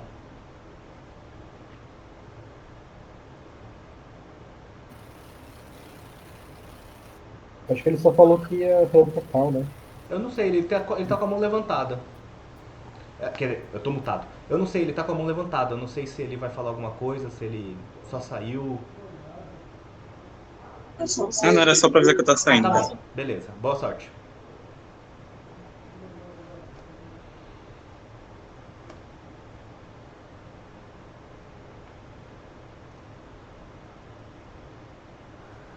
Você tá mutado, Ian. Como a gente vai lançar o e-book, eu vou depois mandar o e-book pra vocês. Eu vou só bater um olho aqui no... Eu tinha que ter feito hoje pra ninguém perder. Agora eu fiquei... A galera veio pra ver a parada, eu não consegui falar nada. Eu gostei muito desse pitch, foi o que me convenceu a botar uma graninha. Também muito com a do Luan também. O Luan tá aí ainda? Eu não quero ficar falando bem dele na frente dele. Não, o Luan ele falou que ele também Luan tinha outra reunião agora. Então eu posso falar bem dele, pra ele não ficar metido. Porra, eu também gosto muito dele também, tipo assim, eu acho que ele é eu gosto muito dele como empreendedor, então eu também fiquei meio tipo... Não, ele é gente boa pra caramba. É dele o Arcana que você me mostrou outra vez? É dele, que você deu aquele feedback. Então, assim, basicamente, galera, o cara veio, ó, 12 páginas o pitch. Aí vem aqui pra segunda página. Deixa eu tirar o meu telefone da minha frente aqui, senão, por favor. Eu vou tampar minha câmera um segundinho aqui, ó. Aí eu vou botar o celular no chão. Tá. Então aqui, ó, ele começa, cara, de cara, Bobo Real, nosso primeiro projeto. Não sei se eu botaria nosso primeiro projeto, mas é um jogo chamado Bobo Real, conta a história do Bobo, um pinguim. Dá uma narraçãozinha boba ali de começo, só pra a pessoa se ligar o que é. Talvez aqui eu usaria algumas artes, algumas coisas, assim, eu usaria alguns elementos visuais a mais, mas enfim. Aí, aqui que eu acho que começa legal. Escolhemos o gênero Roguelite Deck Builder para o jogo por ser o gênero com uma das medianas mais altas em relação às vendas dos jogos. Cara, isso aqui para alguém que não é, sem ser uma publisher, né? Você sempre tem que pensar para quem você está fazendo.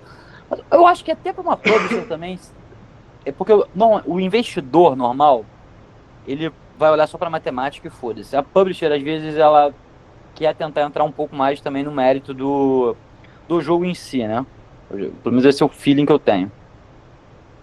Aí ele veio, ó, números de jogos lançados, já tiveram 595 jogos na Steam lançados nesse nicho. A média de faturamento é 470, mas todo mundo sabe que a média é totalmente ferrada pelos outliers. E muita gente traz média. Eu nunca tinha visto alguém trazer mediana. Já vi muito pitch passando pela Indie Hero, pela Game Jam Plus. Eu nunca tinha visto alguém trazer mediana.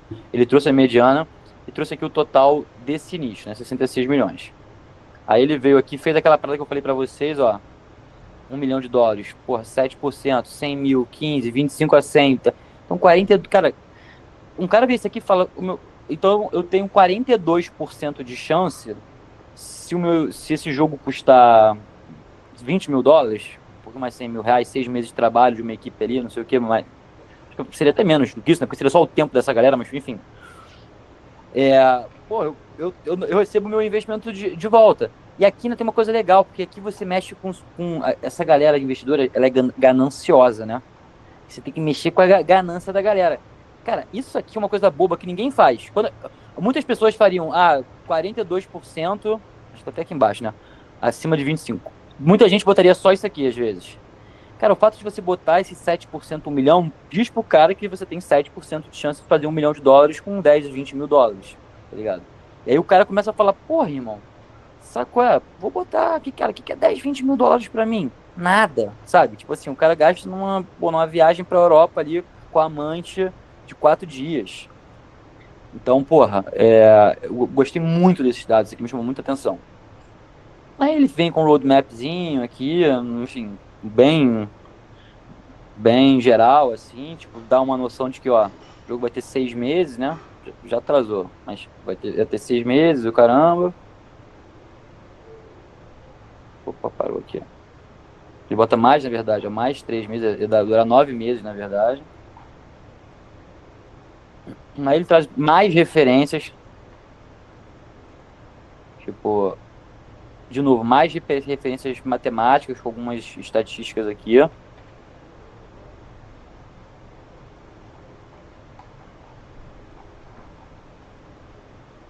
Passou. Nosso plano de ação agora entra um pouco aqui na questão de marketing. Aqui eu achei que ele pudesse entrar mais em detalhes, assim, eu queria ter visto qual é o custo de aquisição de clientes do nicho dele. Deve ser uma informação foda de conseguir pra caralho, provavelmente, não é uma informação fácil. Mas você também mostrar pro teu investidor o seguinte, olha, então eu e o meu time aqui, a gente vai produzir o jogo, o teu investimento é um investimento só para marketing, e você vai me dar $10 mil, $20 mil, e eu vou investir isso em marketing, e o custo de aquisição do cliente do meu nicho é mais ou menos, porra, a cada R$7 você consegue pegar um usuário. Se o jogo for bom, ele vai reter, não sei o que, blá, blá, blá, blá. Então você mostrar essa equação matemática da coisa é muito interessante. Ele traz o time, esse aqui é o Luan, porque esse da esquerda é o Luan que tava falando aí agora. Essa foto meio figura. Como é que ele vai gastar o dinheiro, não sei o que, enfim, isso aqui não. Realmente o que me chamou muita atenção foi realmente esse slide, esse aqui, eu achei esse aqui muito legal. Eu acho que isso aqui é a forma. Quando você faz um pitch, tem 3, digamos, formas de você fazer um pitch, né? Ou você faz um elevator pitch, que é aquele pitch do elevador, que as pessoas falam que dura 30 segundos, que é o tempo de você estar no elevador com um grande executivo, com uma pessoa importante. Ou o pitch clássico, que são os pitches do Shark Tank, de outros lugares, que é de 3 a 5 minutos, das competições, de várias coisas. É meio que padrão, assim, ser pitch ser entre 3 e 5 minutos. Para mim, 5 minutos é uma eternidade para fazer um pitch. E depois também é o pitch como forma de vendas, o pitch mais longo, que não é só aquela coisa, tipo assim, ali rapidinha. E para mim, cara, o pitch, o objetivo do pitch não é fazer a venda. O objetivo do pitch é gerar a segunda reunião. Esse é o objetivo do pitch. Então, o que ele fez aqui muito bem, como eu sou um cara muito ligado à questão de matemática, ele aguçou, tipo assim, ele me mostrou assim, estatísticas muito boas que me fez, porra, caramba. E outra coisa que eu pensei também, eu falei, cara, mesmo se esse jogo der errado, os próximos que o Luan fizer, ele vai fazer todo meio que baseado nesse racional matemático. Eu gosto muito desse racional matemático. O investidor normalmente gosta muito, a pessoa que não está apegada ao teu jogo como você está, gosta muito desse racional frio em relação à possibilidade de dar certo. Até aqui, ó, quero abrir um pouquinho. Alguém quer fazer algum comentário? Alguém quer... Pode compartilhar. Alguém quer falar alguma coisa? Vou abrir um pouco aqui para o diálogo. Beleza. Galera, eu vou falar também um pouquinho então também das captações. Eu tô com medo de estourar muito tempo de vocês, eu não sei como é que vocês estão. E aquela pergunta que eu tinha feito para você? Da GDC? Tá. Da Gamescom. Gamescom Latam. Do Gamescom, Gamescom Latam, tá. Cara, a primeira coisa que você tem que fazer é se cadastrar no matchmaking, né? Não adianta você, não sei se isso é meio óbvio demais, mas não adianta você só ir na GDC e abordar os stands e tudo mais. Tá? A primeira coisa básica é se cadastrar ali. Segunda coisa, você tem que fazer um bom perfil. Perfil objetivo, direto, com um bom vídeo, uma boa... Porque é muito estúdio que vai ficar abordando as empresas, tá? Terceira coisa, você tem que fazer um bom texto de abordagem. Muita gente vai fazer isso. Então, cara, o seu texto tem que tentar se diferenciar, deixar muito... Mais pra frente a gente pode entrar mais em algumas dicas específicas, só para falar mais pelo macro. Então, mas o seu texto tem que ser muito objetivo, muito logo o que você está oferecendo para se conectar com a pessoa querer marcar uma reunião. Uma outra dica legal também, que tem a ver não só com a qualidade do texto, mas é também quanto antes você entrar, as pessoas pangam, deixam para fazer isso muito em cima. Então, faz antes. Aí, beleza. Então, aí você abordou todo mundo. Follow-up. Follow-up é a coisa mais importante do universo. Mesmo dentro da plataforma, você não precisa fazer follow-up para todo mundo, porque você vai ver, você manda mensagem para muita gente, você tem que se organizar, mudança de página, tem várias coisas que são meio chatinhas, assim, de você, quem que você já mandou, mas alguns que você julga serem mais importantes, você tem que fazer follow-up. Tá? Follow-up é a parada mais importante do setor comercial. Então, beleza. Então, vamos supor que você mandou para 50 pessoas, fez follow-up com 20 das 50 e conseguiu 5 reuniões. Foi para a GDC. Uma coisa que a gente está comprando agora é um tablet. Na verdade, a Juliana já tem um, eu tenho que comprar o meu. Quando você aborda, não é um videozinho no celular, não é... E às vezes é muito mais fácil você mostrar uma imagem, você mostrar alguma coisa, assim, tá aqui. E traz uma profissionalidade, me traz um ar legal. Então, uma dica meio boba que eu dou, ela tenta levar um tablet. Fala, Eduardo. Eu tenho um tablet, mas eu falei assim, eu vou ser ainda mais ousado. Eu comprei um Steam Deck justamente para isso. Mas cara, você quando fazer uma demonstração ali, o Steam Deck é perfeito para isso, sabe? Perfeito. Então, beleza. Então você na hora fazer isso. Outra coisa boba também, mas que as pessoas não falam, cara, toda reunião que você fizer, anota o que aconteceu e joga num CRM. Porque a maioria dos contratos comerciais que eu já fechei, eu devo ter aí mais ou menos uns 2, 3 milhões de reais de dinheiro público e uns 2, 3 milhões de reais de dinheiro privado, considerando investimento ou então venda de alguma coisa, de algum produto. Foram relacionamentos de muito tempo. Tá ligado? Tipo assim, a Crazy Games, que a gente acabou de fechar agora a Game Jam da Crazy Games, que é uma empresa da Bélgica, grande pra caralho, não sei o que. Pô, eu conheci o cara 3 anos atrás num Big Festival ou numa GDC, em algum desses eventos de matchmaking. Aí, pô, me apresentei, a vibe foi legal, terminou a reunião, falei que fiquei de mandar material de apresentação, mandei, nada foi pra frente. Na próxima GDC, encontra, pô, e aí, Rafa, tudo bem? Já não marcava mais reunião com ele, já não precisava pedir uma reunião necessariamente, sabe? Não precisava ocupar o tempo. Aí você já vai mais leve, você já vai mais... Vamos só tomar um café. Não quero te pedir nada, vamos só tomar um cafezinho. Aí, pô, você fica sendo uma pessoa agradável ali. Cara, 2, 3 anos depois, ele precisou fazer uma game jam da Crazy Games. Quem que ele contratou? Veio me contratar. Apex, Sebrae, tipo assim, muita gente que realmente, assim, a venda, ela demorou muito para acontecer. Então você tem um CRM, você voltar dessa reunião, você tem um CRM, você tem uma estratégia de, a cada 2 meses, vamos supor que você quer publish, aí você pegou lá contato de 10 publishers, conseguiu marcar 10 reuniões, as 10 falaram, pô, me manda, legal, vai todo mundo falar que você é demais, você vai sair de lá cheio de esperança. Porra, me manda. Aí você manda.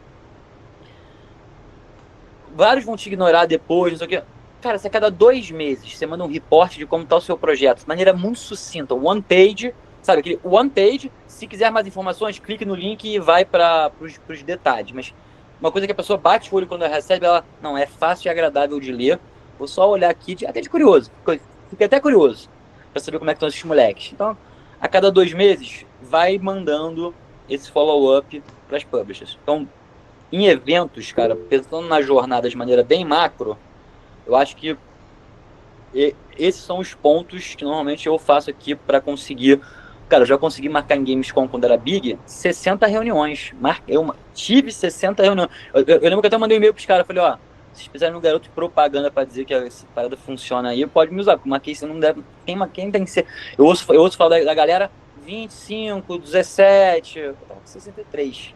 Mas eu era também chato. Era carne, porra, eu mandei e-mail pra todo mundo, todo dia eu entrava na plataforma, mandava follow-up pros que eu achava mais importante. Pô, desculpa, não quero incomodar, mas, pô, será que a gente poderia tomar? Eu acho que tem muito.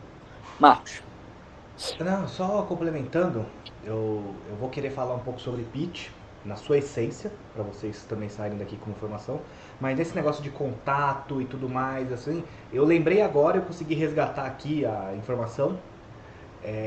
O Jason Della Rocca, ele fez uma apresentação uma vez também sobre pitches e tudo mais, e para preparar expectativas. Foi uma apresentação que ele fez no Big Festival. E aí eu recuperei aqui o slide aqui, e aí basicamente, first contact, 1000. Ele pegou esses dados assim, conversando com um amigo dele de publisher que passou mais ou menos. Então, primeiros contatos, 1000, que são essas reuniõezinhas. 1000 reuniões, então o cara viu 1000 projetos diferentes. Follow-up, 253, já caiu para 25%. Então, das que tiveram follow-up, só 1 em 4. E aí isso é a importância do que o Ian falou, de tipo, cara, tenta ficar mantendo follow-up, sei que lá, sei as quantas. Aí, ajuste de tese, que é dessas que estão fazendo follow-up, é o cara ver que faz sentido ou não faz sentido. Sabe, tipo, que faz sentido ou não faz sentido. Caiu para 170. Aí, play session, que é basicamente o cara começar a realmente entrar em negociações com você e começar a ver realmente como seu jogo é. Que é tipo, realmente começar a sentir, jogar e não sei o que lá, com mais afinco. Então assim, dos 170 que começou até realmente negociações, caiu para 66. Aí desses 66, que vai para conversas de papelada, que é do tipo, tá, quantos realmente vocês querem, como que vai ser essa negociação, como que, sabe, que realmente vai pro papo de papelada, 11. Assinados, 1.6. Então, de 1000 projetos, quase 2 foram assinados. E isso é um período longo de tempo. A gente tá falando aí de, tipo, como o Ian falou, né? As coisas demoram. Então, tipo assim, você teve aquele primeiro contato, porque para e pensa. Teve o primeiro contato, follow-up, depois não sei o que lá, depois não sei das quantas, sabe? Tipo assim, pode demorar 1 ano até você ter esse contrato assinado para esse projeto. Então, é só uns números aqui que eu queria compartilhar que foram passados por esse autor. Muito legal isso, pensar nesse funilzinho, né? Tem até uma história engraçada, cara. Quando eu tenho um dos meus investidores, O moleque é um dos meus melhores amigos. Conheço o moleque desde que a gente tem 15, 16 anos de idade, jogava bola juntos. E eu vi o moleque enriqueceu muito, assim, ele é muito bem sucedido. E eu frequentava muito a casa dele, tipo, 5 anos antes do Shark Tank, eu frequentava a casa dele. Cara, uma vez por mês eu vinha pra São Paulo, ficava na casa dele, e, tipo, o moleque meio que me bancava na casa dele, não pagava nada. Aquela coisa super ali. Só que o moleque nunca quis investir em mim. Eu também nunca pedi muito, porque também eu acho que nunca pedi herói, na verdade. Porque, pô, amigo, eu ficava meio sem graça ali, não sei o quê. Cara, eu fui no Shark Tank, tava na casa dele dormindo de novo, eu morava no Rio na época, eu vim pra São Paulo pra fazer a gravação.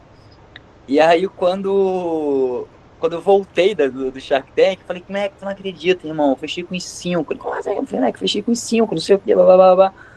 Aí ele, deu parabéns, vamos abrir champanhe lá.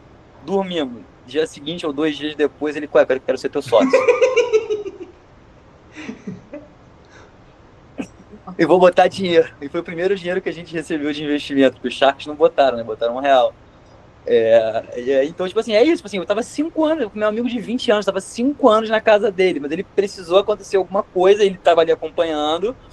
Óbvio que todas as vezes que eu ia pra casa dele, a gente conversava sobre a empresa, então ele tava vendo ali a evolução da empresa. Mas, enfim, é essa coisa do muito tempo. Eu vou fazer uma parada pra vocês aqui, vou dar um presente pra vocês, então, aqui.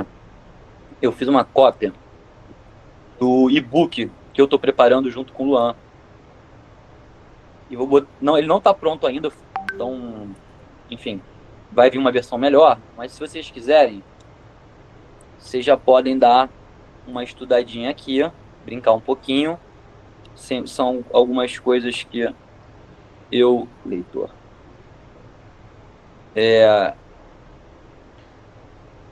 eu achei que eram importantes, assim, não só sobre o pitch, mas o antes, o depois, assim, tem umas dicasinhas legais. Eu vou ter que ir nessa agora, 7h30. Eu acho que o Marcos falou que você vai passar mais alguma coisa, Marcos? Você quer falar de estrutura, aquela teoriazinha eu só quero... Nossa, bagulho grande. Não, eu só quero falar pra eles do pitch como essência, porque eu acho que quando a pessoa entende... É uma coisa que eu sempre fazia na Indie Warehouse, que é tipo, quando a pessoa entende definições, entende conceitos, entende origens, isso ajuda em tudo que vem depois. Então é só uma coisa que eu sempre faço quando o assunto é pitch, que eu sempre falo desses elementos.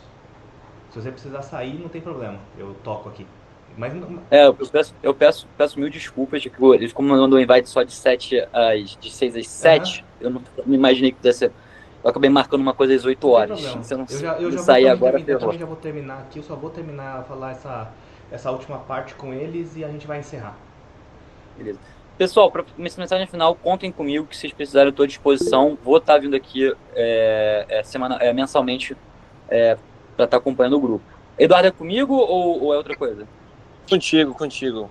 Senhor. Muito obrigado. Obrigado vocês por terem vindo. O mesmo, muito obrigado, um prazer conhecer você. Eu ia falar, será que as pessoas vão querer falar comigo? Não sei o quê. É isso. Tamo junto, galera. Um abraço, até a próxima. Um abraço. Abraço.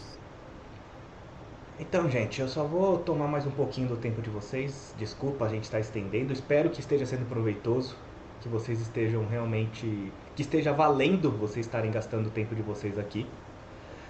Eu só queria falar um pouco, como eu falei, tipo, definições, origens, coisas do gênero, porque costuma...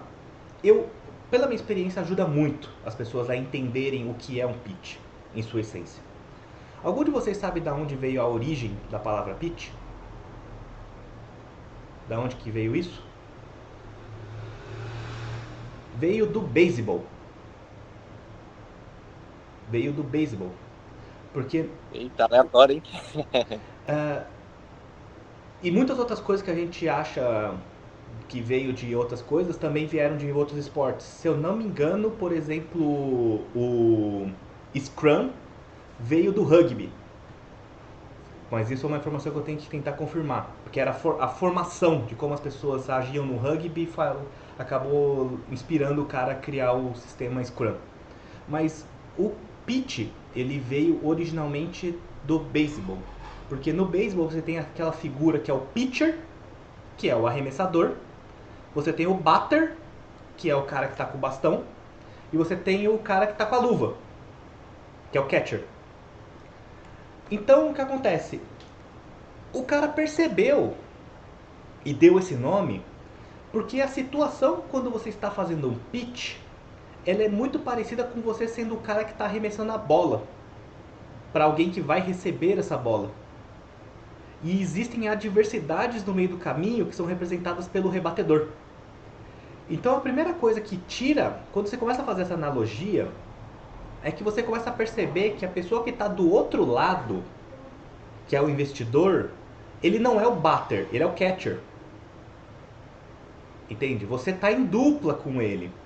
Tudo que acontecer no meio do caminho, inclusive perguntas do investidor, são as adversidades representadas pelo rebatedor. Então o que acontece é o seguinte, o seu objetivo é que a bola chegue nas mãos daquela pessoa. E você representa isso da forma de uma mensagem. Então o pitch, ele é qualquer tipo de passagem de mensagem que você tem que passar para alguém. Sabe? Então quando você está no trabalho, você está querendo apresentar um projeto, é um pitch. Quando você está fazendo não sei o que lá essas coisas, que é um trabalho escolar, ele é um pitch. Quando você está fazendo não sei o que lá essas coisas, ele é um pitch. Só que as pessoas acabaram dando o nome pitch para uma formatação. Então, o que acontece? Porque eles falam elevator pitch, é um pitch de 30 segundos. Pitch de palco, é aquele pitch que você vai lá e tá fazendo 5 minutos na frente, pitch de não sei o que lá quantas, pitch e tal. Então as pessoas foram criando formatações, regras, coisas que funcionam para cada momento. Mas se, por exemplo, se você assistir uma mega apresentação de alguma pessoa, tipo Apple, Nvidia, Games Awards, toda aquela coisa que tem toda aquela encenação que a pessoa tá no palco e tá passando, aquilo é um pitch. Entendeu? Porque aquilo é uma sequência com o objetivo de passar uma mensagem, de passar uma coisa para o espectador, vamos dizer assim. Então o que acontece? Somando dicas das que já foram passadas e tudo aqui, uma das dicas principais é você testar o seu pitch deck. Pitch deck é o nome que a gente dá para os slides. Então, o que acontece? Você vai começar a fazer o pitch deck, você pergunta para alguém do tipo, olha, você faz uma apresentação e apresenta para alguém. Não deixa para apresentar pela primeira vez para o investidor. Pede assim, eu tô fazendo esse negócio aqui, tipo assim, o cara vai falar assim, mano, você tá gaguejando. Você tá no não sei o que lá, não sei as quantas. Tá bom, Kelvin. Então, por que acontece o seguinte? Elementos que ajudam bons oradores ajudam a bons pitches. Então, você se gravar diante da câmera e começar a perceber seus toques, você começar a perguntar para outras pessoas sobre coisas.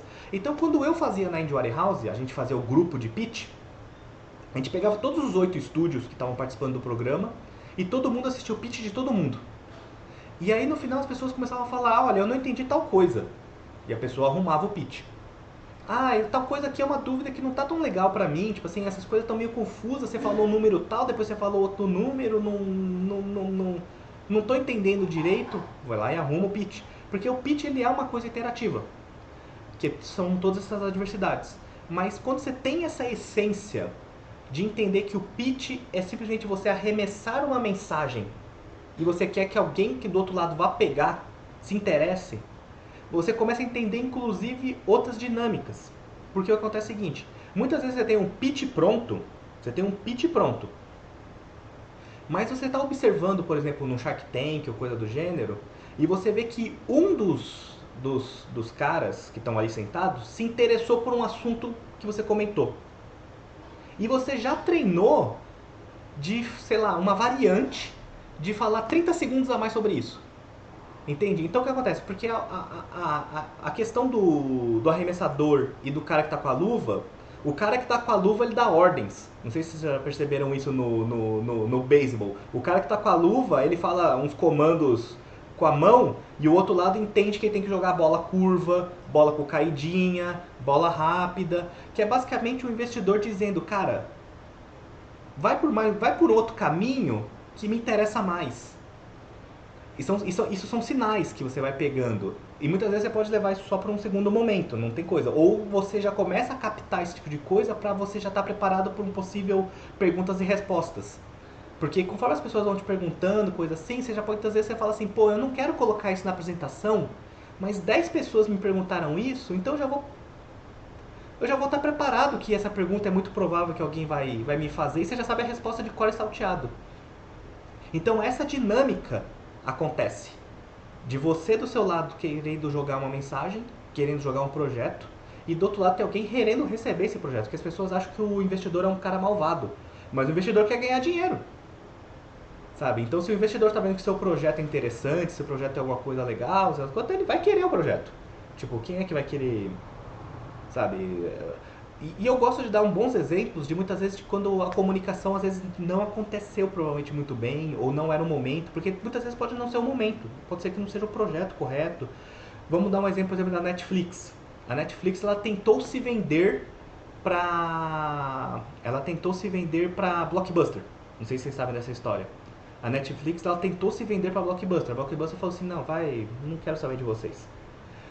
E aí depois pivotaram e não sei o que essas coisas, e a Netflix poderia ter comprado a Blockbuster, né, tipo, digamos assim. E às vezes é só uma questão de que, tipo, cara, não tem o fit naquele momento, é normal, é totalmente normal.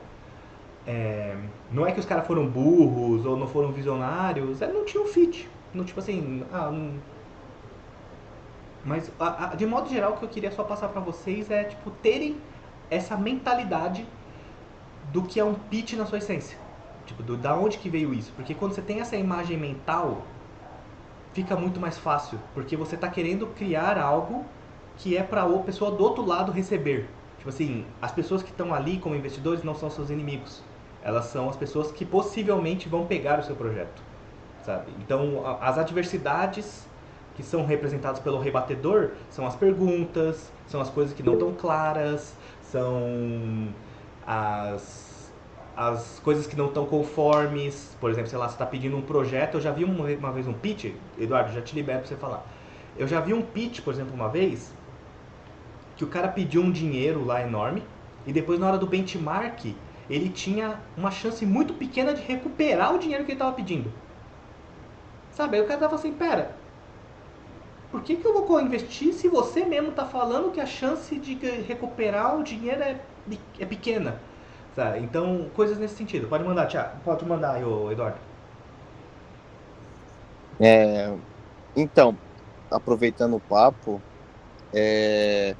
o cara que vai receber meu pitch lá numa Gamescom na parte de business, ele já tá lá preparado para isso, para investir na área de jogos, diferente de um Shark Tank que é tudo ali aleatório, o cara só investe só em agro, sim, mas você vai falar de tecnologia. Isso. E não, ali é muito focado. Isso também é uma coisa que é extremamente importante, porque quando você tem essa mentalidade que do outro lado tem o catcher tem suas peculiaridades.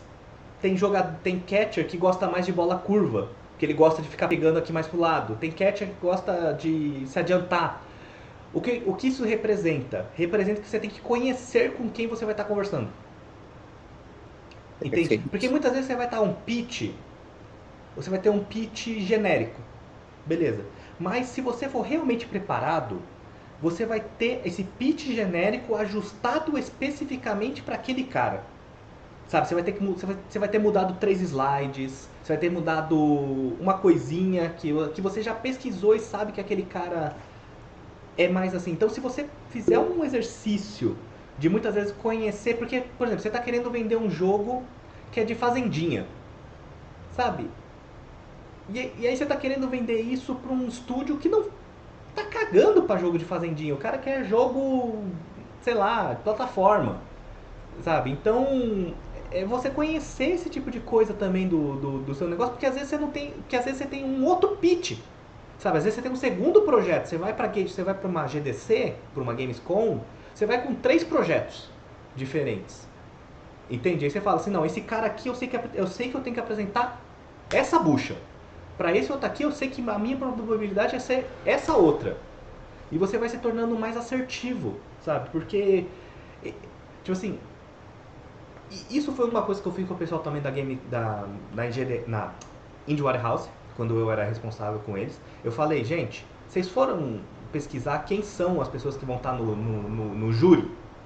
Que estavam lá na época de SP Cine e um outro edital que era de Brasília.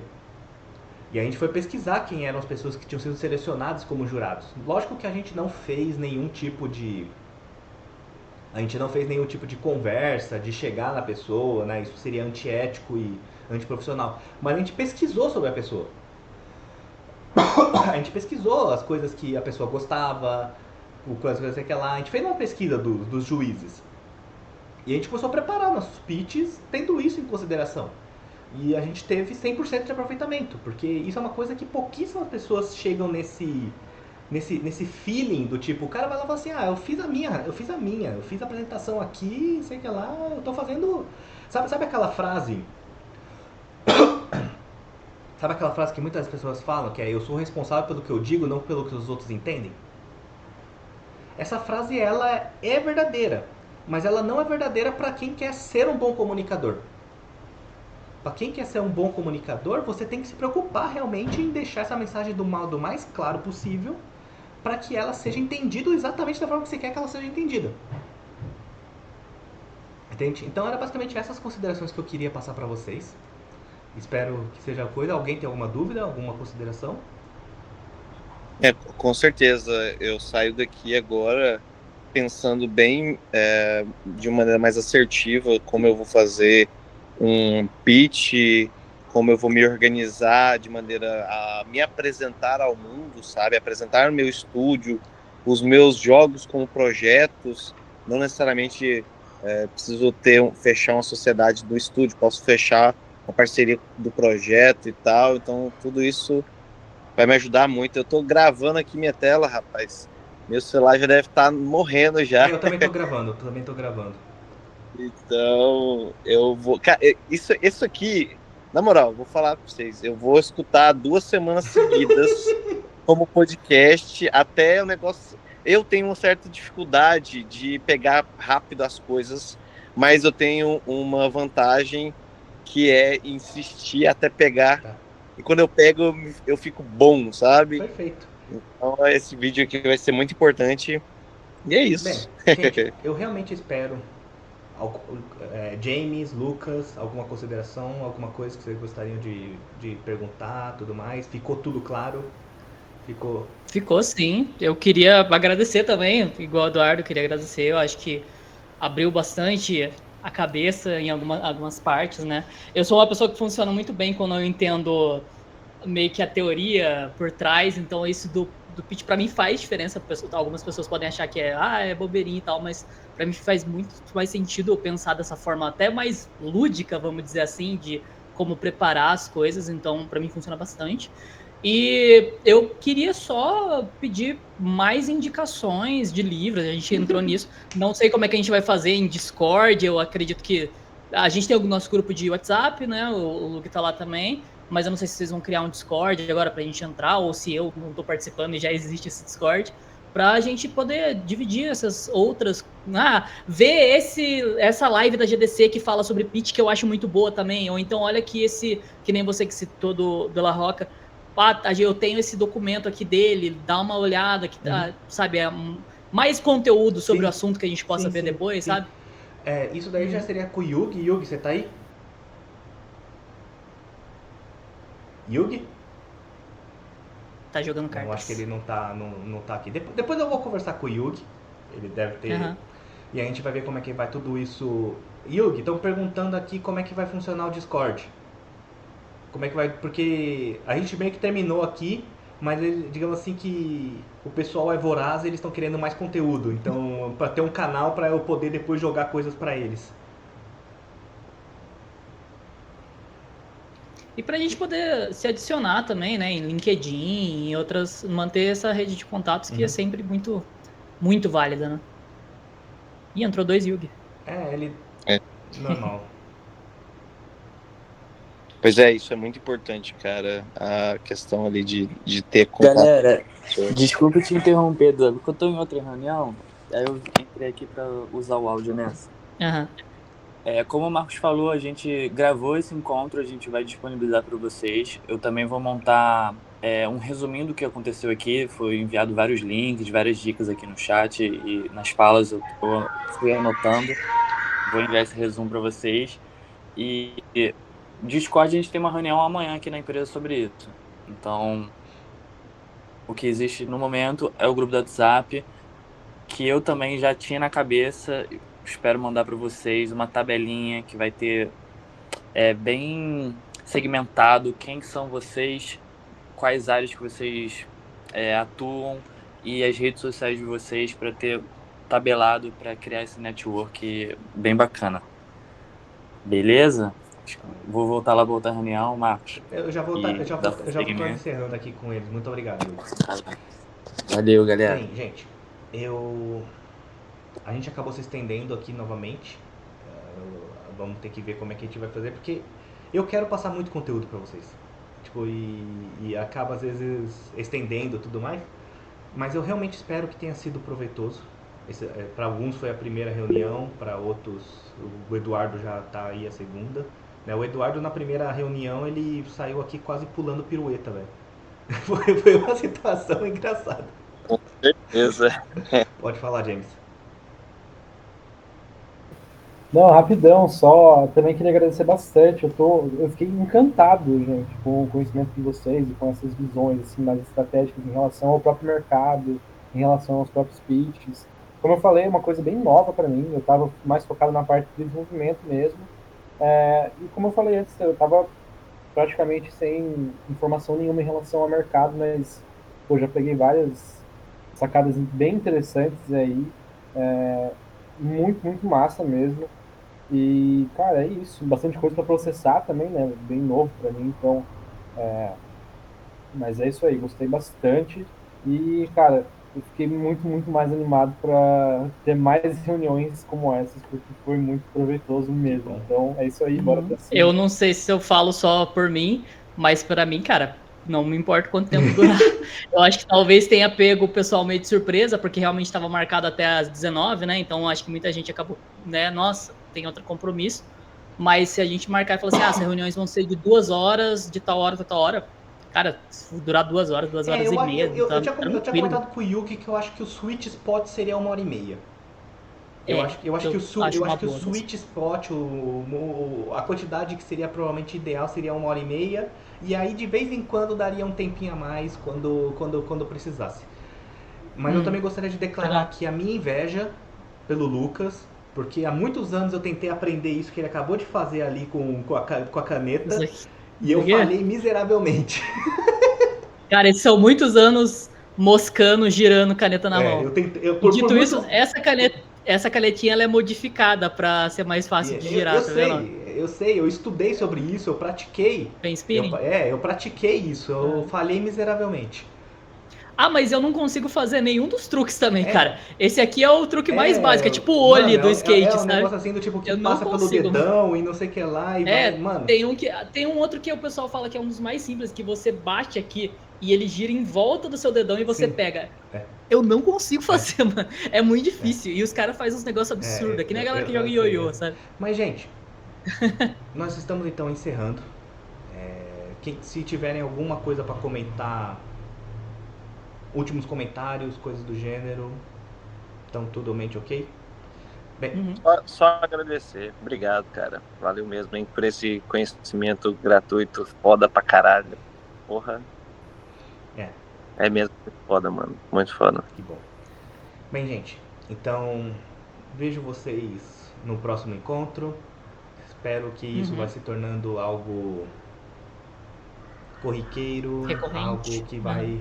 Porque assim, como eu falei, eu tô no mercado há 14 anos, assim, eu me sinto na obrigação de passar coisa pra nova geração, vamos dizer assim.